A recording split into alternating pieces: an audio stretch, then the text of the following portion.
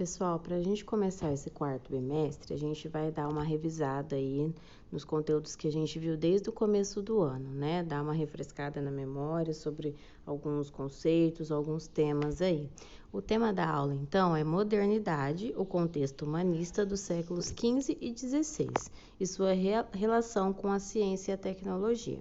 A habilidade é identificar características dos humanismos e dos renascimentos, analisar seus significados relacionando-os aos processos de expansão marítima, né? Então, lá no início do ano, ainda no presencial, a gente começou a ver essa questão aqui do contexto do renascimento e tudo mais, e aí a gente acabou dando continuidade já de forma remota. Então, vamos dar uma revisada aqui nesse tema.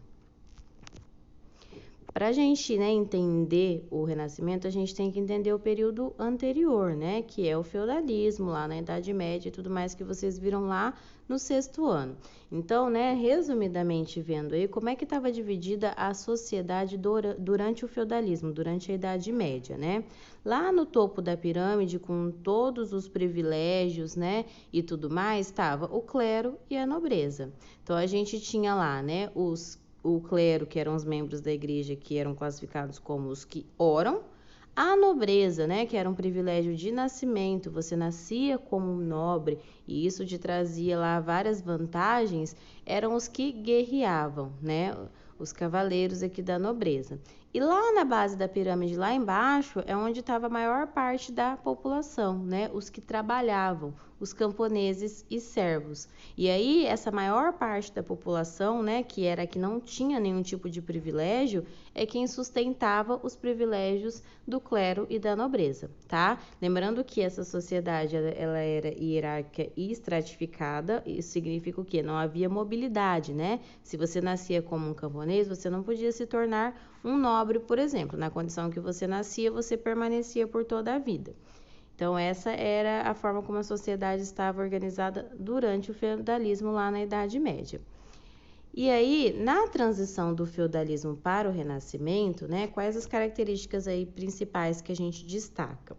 O crescimento das cidades e o surgimento da burguesia. Então, durante o feudalismo, uma das principais características do feudalismo era exatamente a população estar predominantemente morando no campo, na área rural, As cidades, elas se enfraqueceram muito, Algumas desapareceram, outras perderam bastante a importância durante a Idade Média e a maior parte da população passou a viver no campo, nos feudos, Trabalhando ali com questões ligadas ao mundo rural. E aí, quando começa, a entrar em crise esse mundo feudal e dá aí os primeiros indícios do Renascimento, a gente começa a ver o quê? Que aquelas cidades, que tinham perdido sua importância durante a Idade Média, elas começam a crescer novamente, Elas começam aí a ganhar importância. E também o surgimento da burguesia, que eram ali os comerciantes que surgiram já no final ali do período feudal e que eles acabam, do lado de fora ali dos feudos mesmo, se dedicando ao comércio e tudo mais, e essa classe ela vai ganhando cada vez mais importância, a partir aí do final do feudalismo. O alinhamento da burguesia com os reis, o rei, que era uma figura que não tinha tanta importância durante a Idade Média, se alia aí à burguesia, que é a classe que está crescendo, os comerciantes ali que estão ganhando importância e tudo mais, e aí a gente tem aí uma troca de interesses muito grandes, Os descobrimentos e práticas comerciais mercantilistas, Isso a gente também já viu essa questão aí das novas terras que são descobertas e tudo mais pelos europeus, e tudo isso vai ser levado a práticas comerciais e tudo mais, interesses comerciais mercantilistas, ou seja, controlados ali pelo rei, Os interesses do rei e tudo mais. E a revalorização da antiguidade clássica. Quando a gente fala de renascimento, a gente pensa o quê? Algo que já existiu e volta a existir, E a principal ideia de renascimento é porque vai se buscar valores da antiguidade, lá de antes da Idade Média, Lá na Grécia Antiga, na Roma Antiga e tudo mais. Então, por isso a ideia de renascimento, O renascimento tanto da cultura greco-romana, quanto do comércio, quanto das cidades, Coisas que existiam antes da Idade Média e que no caso aqui, quando se coloca esse nome, tenta se passar a ideia o quê? De que voltariam a existir após a Idade Média. Os fatores que proporcionaram, então, o renascimento urbano, né? O renascimento das cidades. As cruzadas, a gente também já viu esse tema das cruzadas aí, né? Relembrando, foram as expedições ali feitas pelos cristãos na tentativa de recuperar Jerusalém, que eles tinham perdido, e aí eles saem da Europa, vão até Jerusalém para combater os muçulmanos, né? E tentar recuperar ali a cidade santa, que seria Jerusalém. Só que, apesar, né, de em muitos momentos aí essa tentativa ela ser fracassada, né? O grande ganho, né, dessas cruzadas é que ela vai favorecer o comércio entre diferentes culturas, né? Então, no caminho lá entre a Europa e Jerusalém, né, esses europeus eles foram entrando em contato com várias culturas diferentes, estabelecendo comércio e tudo mais. E aí a gente tem a imagem aqui, a segunda imagem, das pequenas feiras livres, né? Que vão se formando nesse trajeto aí e tudo mais, e que acabam se transformando em núcleos urbanos que depois se tornam cidades. As profissões aí, né, que vão surgir, né, durante os séculos XV e XVI, né? A profissão de alfaiate, de besteiro, de tecelão e de assagador. Essas profissões aqui, depois vocês, na atividade dessa semana, vocês vão precisar encontrar, né,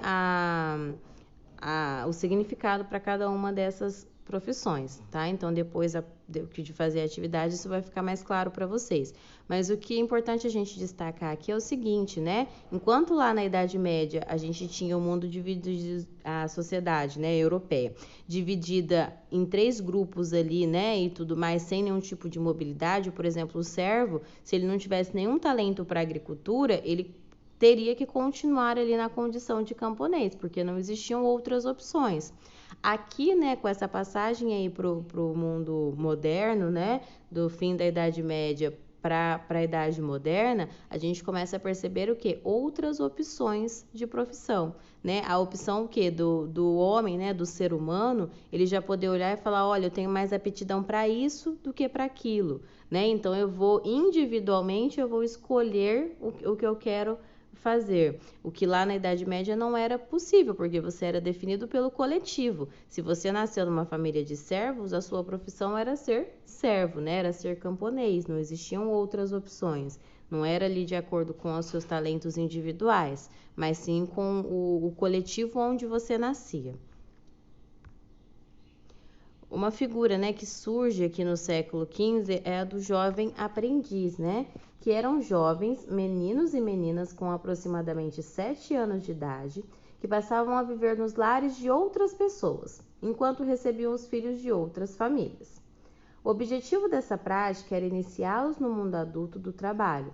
Lá realizavam os trabalhos domésticos e aprendiam determinadas normas de comportamento. Essa prática de intercâmbio familiar proporcionou o uso da palavra aprendiz. As famílias de classe média também recebiam os filhos de outras famílias para servirem como assistentes ou escudeiros, né? Então, assim, você ia morar com uma outra família no intuito de você aprender uma profissão, né? E só destacando aí que eram crianças de 7 anos, né? Então, o próprio conceito de infância aí é bem diferente do que a gente tem hoje, né? O mestre tecelão, né, ele acolhia um grupo de aprendizes e entre eles eram construídas relações de obrigações mútuas. O mestre ensinava o ofício aos aprendizes e assim contribuíam para a formação social, moral e religiosa deles, preparando-os para a vida em sociedade, né? Então aqui também a ideia o quê? De se ensinar uma profissão, né, de preparar para o mundo do trabalho.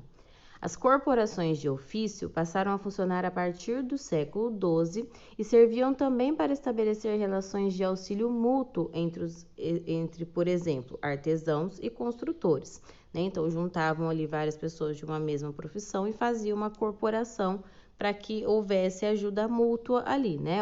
Dessa forma, as pessoas que estavam migrando do campo para a cidade em busca de uma vida melhor encontravam nas corporações de ofício uma forma de aprender uma profissão, né? Então, aquelas pessoas que vinham lá do campo, que não sabiam fazer nenhuma outra coisa que não fosse ser camponês, nessas corporações de ofício, elas tinham a oportunidade ali de aprender uma outra profissão, né? De praticar uma outra profissão ali. O renascimento cultural, né? A palavra renascimento, explicitada nessa aula, está associada à revalorização da antiguidade clássica e da racionalidade que colocou o homem no centro dos debates e da reflexão sobre o mundo, né? Então, é importante a gente lembrar o quê?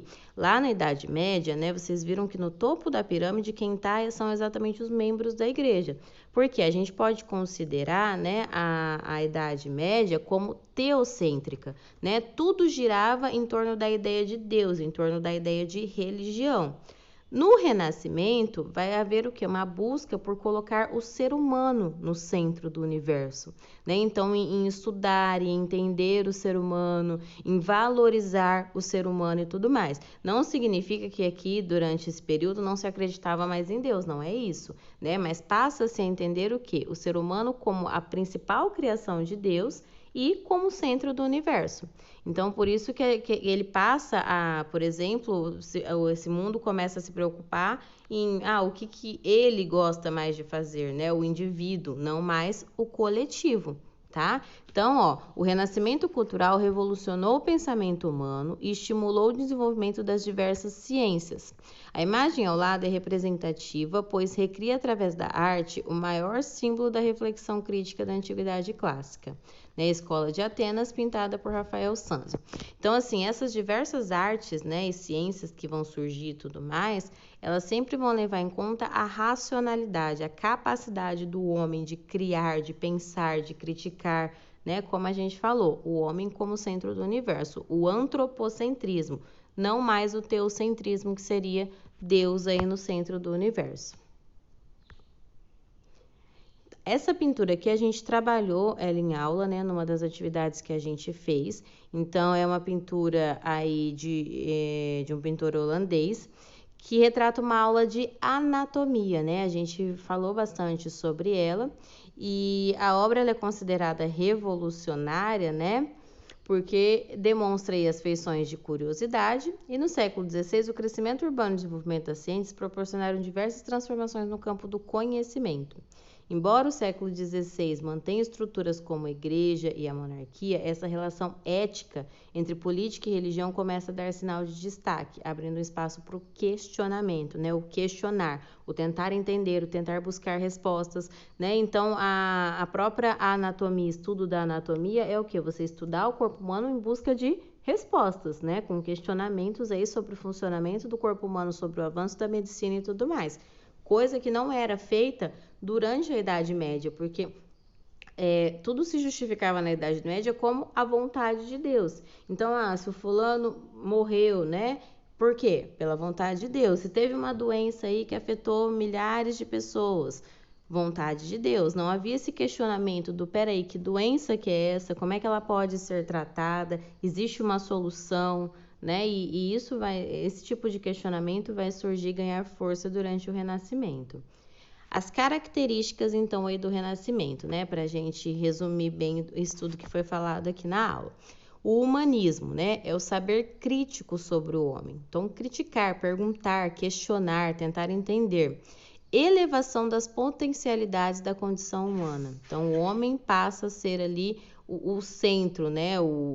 Exatamente o que vai entrar ali no antropocentrismo. Passa a ser valorizado as suas potencialidades, o que o homem pode realizar. O homem aqui no sentido de ser humano, tá? E aí vem exatamente para o antropocentrismo, que é o homem é o centro da reflexão. A vida e o universo são explicados por meio da ciência e não mais por meio da religião. Não é mais assim, porque Deus quis, né? A ciência precisa buscar uma resposta. O ser humano que é capaz de buscar respostas, ele pode, né, encontrar soluções aí.